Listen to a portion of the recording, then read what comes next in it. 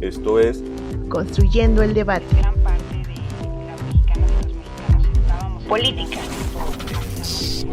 periodismo, movimientos sociales, Estados Unidos tiene una cultura, negacionista. Opina, argumenta, analiza. un espacio que se construye con tu participación. Esto es Construyendo el Debate.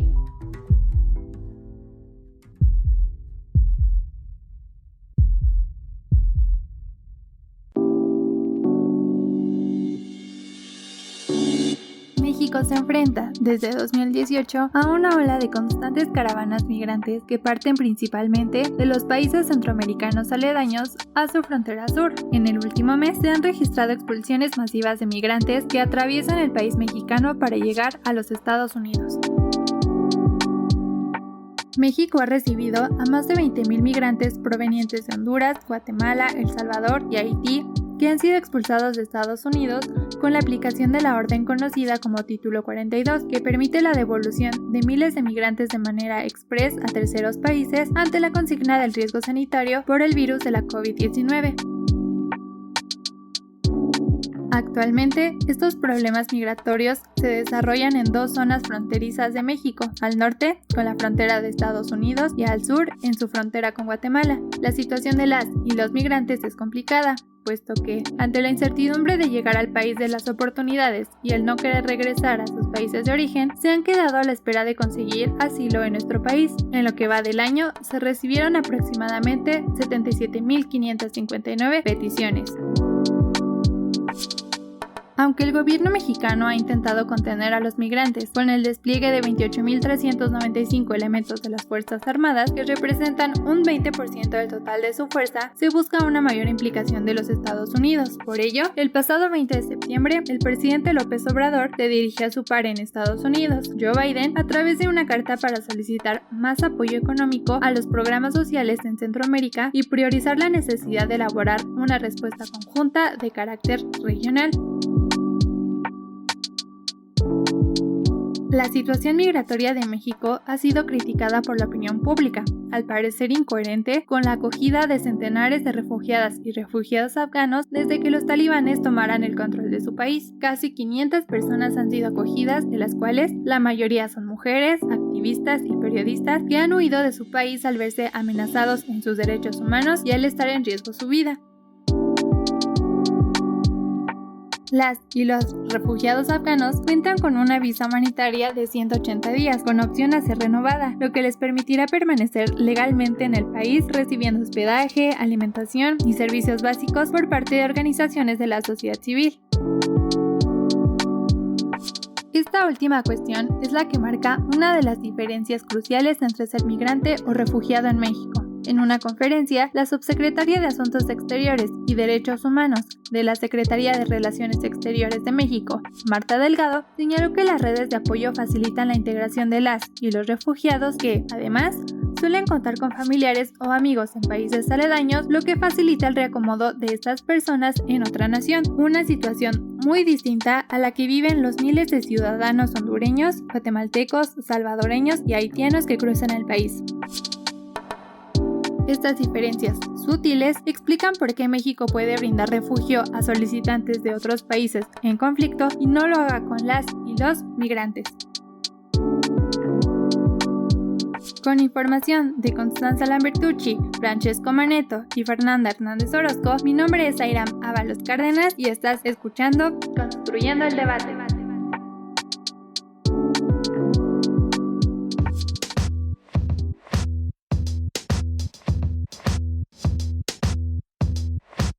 Hola, ¿qué tal? Les saluda Cristian Mariscal y esto es Construyendo el Debate, el podcast de la Facultad de Ciencias Políticas y Sociales de la UNAM, que podrán escuchar todos los miércoles.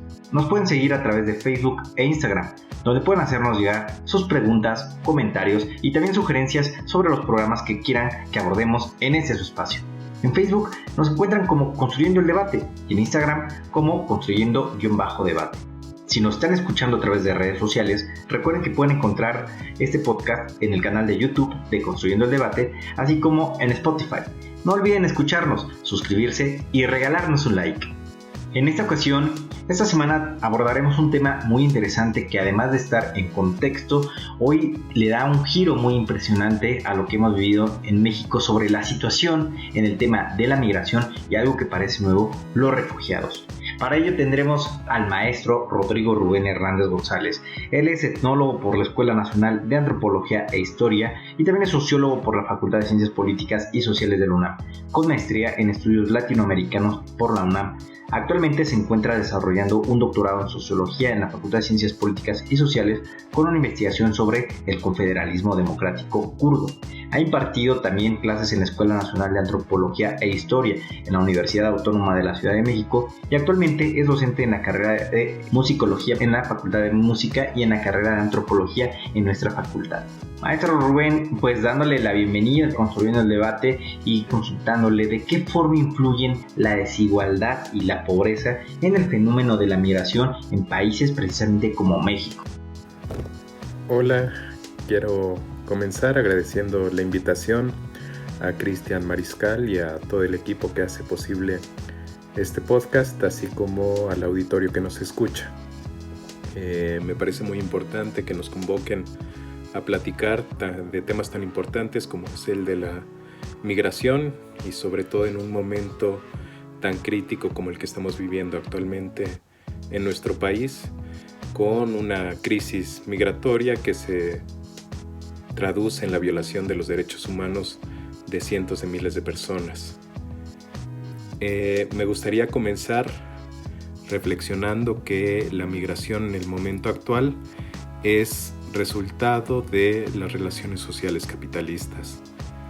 Un poco para pensar la migración como resultado de la desigualdad y la pobreza, me gustaría dar algunos momentos claves de la migración, de los procesos migratorios en nuestro país para entender el momento actual.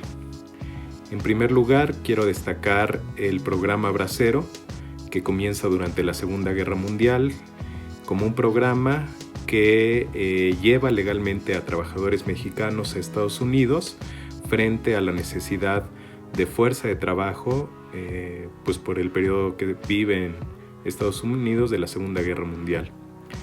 Al finalizar este programa Bracero, que fue a partir de un acuerdo entre el gobierno estadounidense y el gobierno mexicano, es que va a comenzar el desarrollo de la migración ilegal. Y en esta migración ilegal va a ser fundamental toda la experiencia de los braceros que participaron legalmente en el trabajo en Estados Unidos. Este programa Bracero también va a ser fundamental porque el gobierno mexicano no va a realizar los pagos a estos trabajadores y en los años posteriores se va a convertir en un movimiento social muy importante en nuestro país para exigir el pago del trabajo realizado durante su estancia en Estados Unidos. Bueno, se da esto durante los años 40 hasta los años 60, pero al mismo tiempo que se da esta migración de mexicanos a Estados Unidos, se da también una migración interna muy fuerte, sobre todo a partir de los años 40, con el proceso de industrialización de ciudades como la de México, Guadalajara y Monterrey, que van a absorber también una gran cantidad de fuerza de trabajo. Posteriormente me gustaría referirme a un segundo momento que es fundamental, que es la entrada de las políticas neoliberales en nuestro país. Y sobre todo en el sexenio de Carlos Salinas de Gortari, tras la firma del Tratado de Libre Comercio con América del Norte y la reforma al artículo 27 de la Constitución, que van a generar un incremento muy acelerado de la migración de mexicanos hacia Estados Unidos y también de procesos de migración interna. Es decir, tanto la reforma al artículo 27 en 1992 como la entrada en vigor del Tratado de Libre Comercio con América del Norte el 1 de enero de 1994 se van a traducir en un proceso de quiebra del campo mexicano y en un proceso de despojo de las tierras campesinas a partir de su privatización, es decir, un proceso masivo de despojo de tierras que va a expulsar a una gran cantidad de población campesina, por un lado a centros suburbanos al interior del país, pero la mayor parte hacia Estados Unidos como migrantes ilegales. Entonces se va a dar una gran ola migratoria, por un lado, y por otro lado, una respuesta muy xenofóbica por parte no solo del gobierno estadounidense, sino también de muchos ciudadanos estadounidenses en contra de los migrantes, no únicamente mexicanos, sino también centroamericanos que están saliendo de sus países como consecuencia de la imposición de las políticas neoliberales. Se va a dar un aumento en los procesos migratorios nuevamente, años después, en el 2006, con el inicio de la guerra contra el narcotráfico, que va a desatar una violencia terrible en nuestro país, que va a romper el tejido social al interior de nuestro país y que va a generar nuevos procesos migratorios muy importantes, principalmente a Estados Unidos, pero también con este nuevo patrón de acumulación capitalistas a regiones internas del país. Pensemos en el norte del país, a lugares como Tamaulipas, Sonora, en el Bajío Guanajuato, en el centro Puebla, en el sur Quintana Roo, que van a ser algunos de los estados receptores de la migración a partir de un proceso de deslocalización del capital, que lo que va a generar es un proceso de desindustrialización de los países centrales y un proceso de relocalización del capital en los países dependientes como el nuestro, ¿no? Todo el desarrollo del trabajo maquilador, así como un desarrollo de la industria agrícola, que va a generar también importantes procesos de migración interna. Entonces, la migración responde a una desigualdad generada por las relaciones sociales capitalistas, pero no solamente a una desigualdad cada vez mayor generada por el capital, sino también a una violencia cada vez más grande con la que se reproduce el modelo de producción capitalista.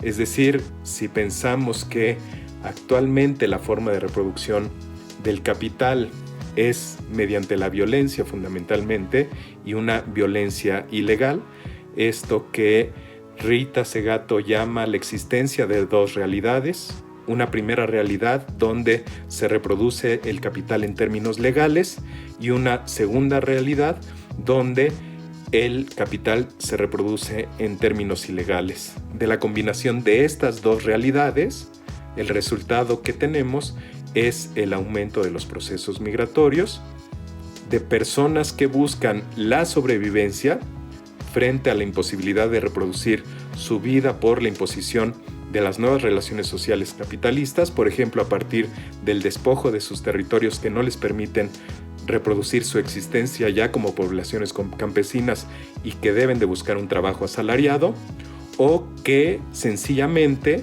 tienen que salir de sus hogares huyendo de la violencia criminal que posibilita la reproducción del capitalismo en el momento actual.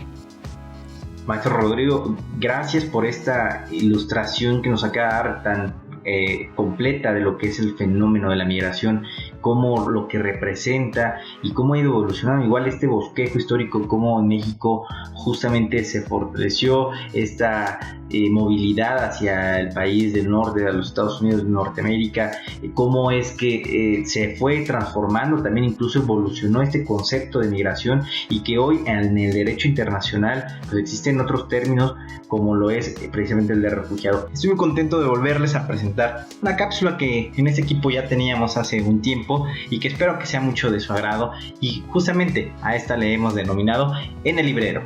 Adelante. En el Librero. Cápsula con la información y reseña de las últimas publicaciones de la Facultad de Ciencias Políticas y Sociales de la UNAM.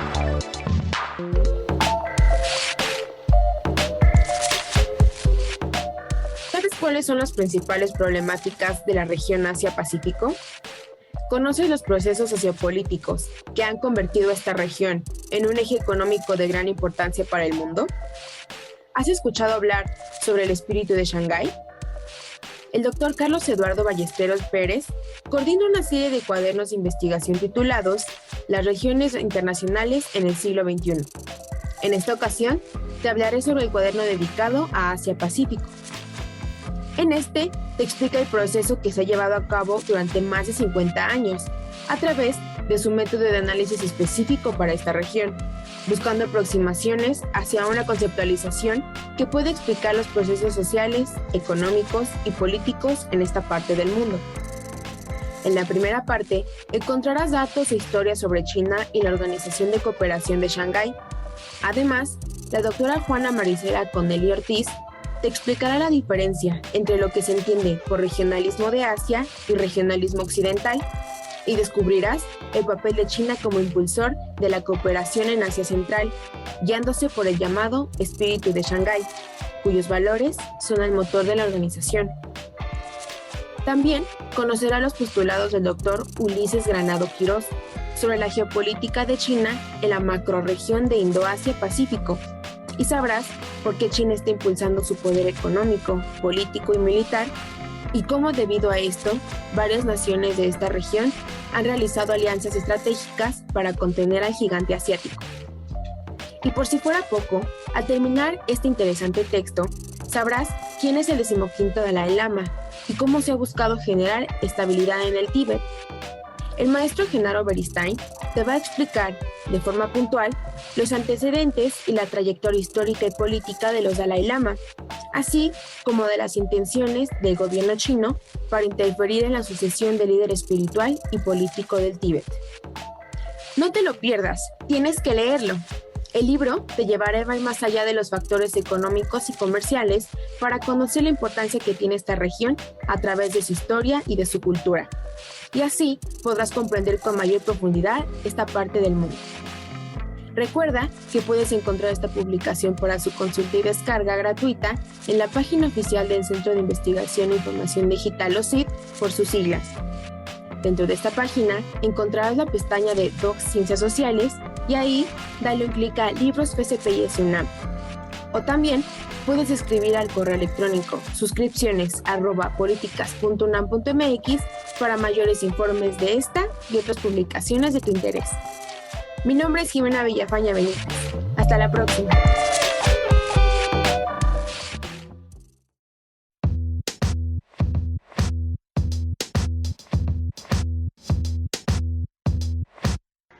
Ahí la tienen, de vuelta con nosotros y ahora en Construyendo el Debate, esta cápsula en el librero. Maestro Rubén, en términos jurídicos, ¿un refugiado es lo mismo que un inmigrante?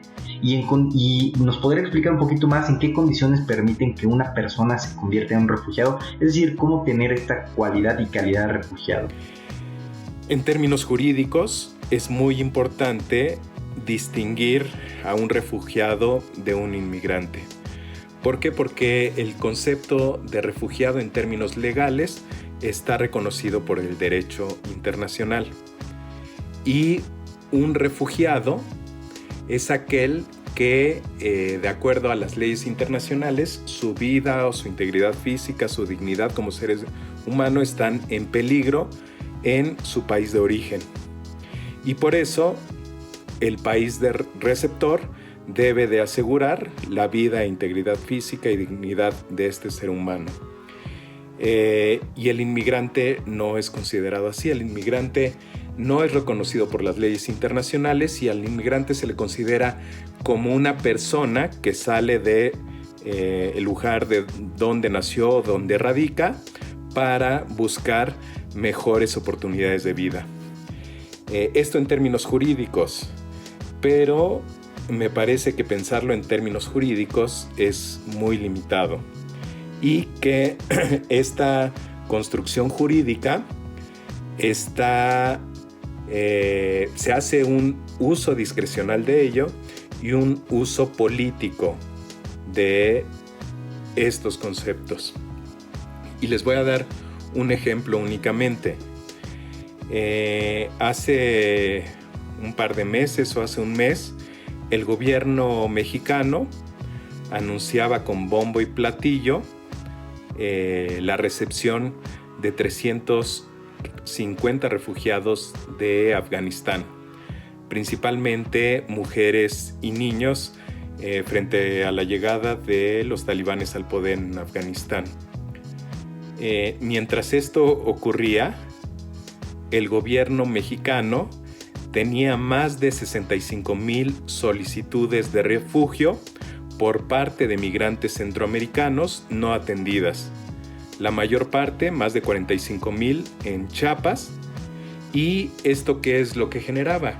Lo que generaba es que el solicitante no pueda abandonar el lugar en el que hace la solicitud, principalmente están en Tapachula, y que estos migrantes pues tuvieran condiciones de vida deplorables dentro del país, ¿sí? Entonces, es decir, un caso mediático como era el de Afganistán, frente al peligro del terrorismo construido mundialmente, esta idea, pues el gobierno mexicano adopta y anuncia que está recibiendo a estas personas. Y qué bueno que las recibió. A lo que me refiero es que está haciendo un uso político y discrecional de a quién a quién acepta como refugiado y a quién no. Si revisamos, por ejemplo, con la crisis migratoria que se generó en Siria, los países receptores de refugiados sirios generalmente aceptan únicamente mujeres y niños y no aceptan hombres. ¿Por qué no aceptan hombres sirios? Porque existe la construcción dominante de que los hombres sirios son terroristas, con esta construcción racista que se hace acerca del Medio Oriente. Entonces es un uso discrecional de quién puede ser y quién no puede ser un refugiado, ¿sí? Frente a esta pregunta, es decir, a mí me parece que debemos de sacar la reflexión del terreno jurídico y ponerlo en el terreno en términos reales de la población que está sufriendo el desplazamiento de su lugar de origen o de residencia por las condiciones generadas por el proceso de reproducción capitalista. Y esto me hace pensar en un poema de una poetisa somalí, Warsan Shire, que dice: nadie deja su hogar a no ser que su hogar sea la boca de un tiburón. Es decir, pensemos en los migrantes centroamericanos que intentan atravesar por nuestro país. Pensemos en los migrantes que se suben a la bestia. Se suben a la bestia, a este tren que pensando llegar a Estados Unidos, y se enfrentan a el peligro de ser asesinados, ¿no? Tenemos ejemplos dramáticos en nuestro país como la masacre en Tamaulipas, ¿no? Pensemos qué es lo que lleva a un ser humano a abandonar su hogar y atravesar un país desconocido en un tren, en autobuses, en los medios que ellos se encuentren, con la posibilidad de ser asesinados, de ser secuestrados por el crimen organizado y obligados a trabajar para de las mujeres de ser violadas, de ser vejadas sexualmente, ¿sí? Los niños de ser encarcelados, de ser asesinados, de ser violados también. Entonces lo que esta poeta nos dice es: alguien abandona su hogar solo cuando su hogar es más peligroso que eso a lo que se enfrentan. Entonces hay que pensar en las condiciones de vida de estas personas. Maestro Rubén, qué grandes reflexiones nos comparte, y sobre todo en el tema de justo sacarlo de lo jurídico, porque finalmente no dejan de ser personas, las personas que son migrantes, que buscan también no solamente alcanzar, llegar a otro destino que no sea sus países de los que muchas veces salen huyendo o salen en busca de mejores oportunidades, este famoso sueño americano en el caso de los Estados Unidos, pero que muchas veces llegan incluso a nuestro país, México, como a buscar una calidad de refugiados, protegiéndose de los peligros que los acechan en sus países, y que me gusta mucho que nos pueda compartir estas dimensiones, estas formas de enfoque en las que los podamos estudiar para poder tener tener en cuenta nosotros también más conciencia de lo que es pues las personas que abandonan sus países. Y en este mismo sentido, pues bueno, se ha como estigmatizado mucho el discurso acerca de los migrantes, tanto en Europa como en esta región, incluso Donald Trump como presidente y algunos otros que tienen ahí tintes xenofóbicos, y que bueno, se ha fortalecido este discurso pues más nacionalista y que muchas veces atenta en contra de las personas que vienen de otros países. Y en ese sentido, maestro Rubén, para ir cerrando también con este episodio que ha sido tan interesante, los migrantes suelen ser estigmatizados de muchas maneras.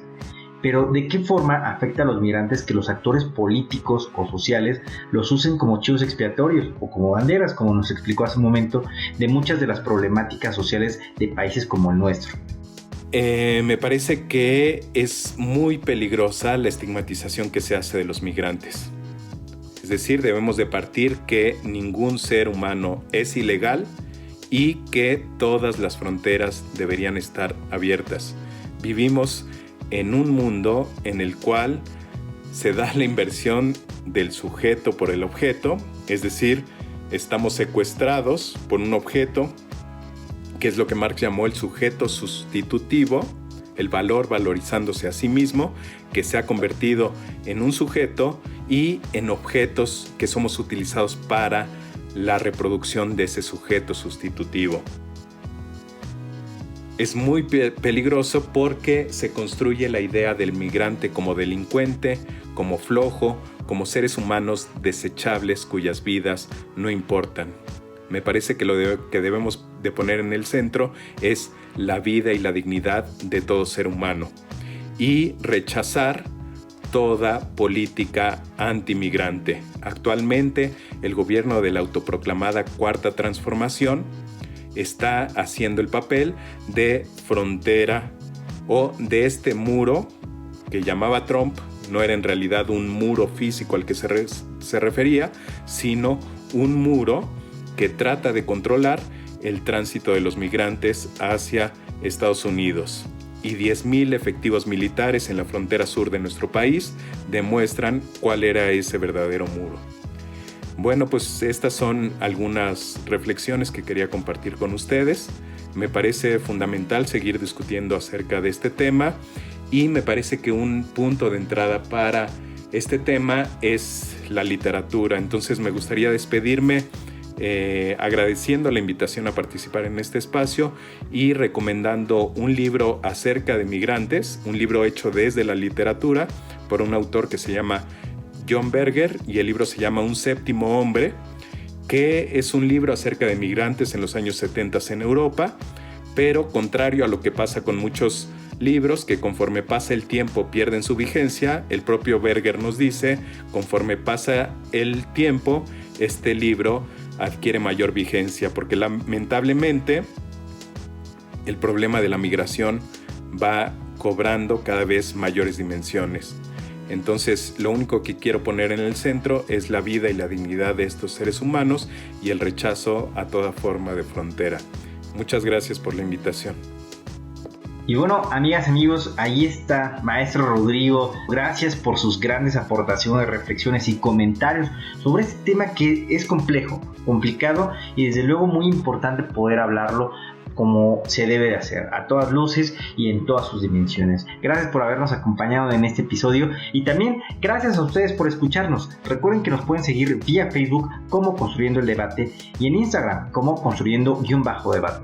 Además pueden escuchar los episodios pasados en nuestro canal de YouTube, en Spotify y en la página Cultura con Polacas que pueden encontrar en el sitio web de nuestra facultad. Si les gustó este programa, regálanos un like, compártenos con tus amigas y amigos y no olvides dejarnos un comentario. Este podcast es producido por la Coordinación de Extensión Universitaria de la Facultad de Ciencias Políticas y Sociales de la UNAM a cargo de la maestra María Auxiliadora Sánchez Fernández. Coordinación de producción Carlos Corrés Cajadillo. Asistente de producción Jessica Martínez Barrios. En la producción de cápsulas informativa Adriana Mora, Daniel Bonilla y Airam Ábalos. Diseño Ángel Alemán. Se despide de ustedes, con mucho gusto, Cristian Mariscal. Hasta el próximo episodio.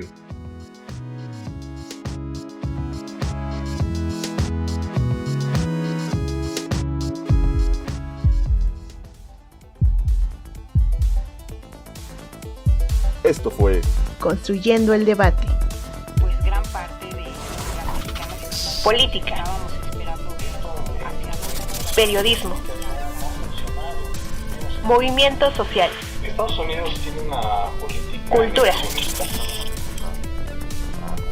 Ser vistoso, Opina, argumenta, controvertido, analiza. que hablar mal de él. Un espacio que se construye con tu participación, Esto fue construyendo el debate.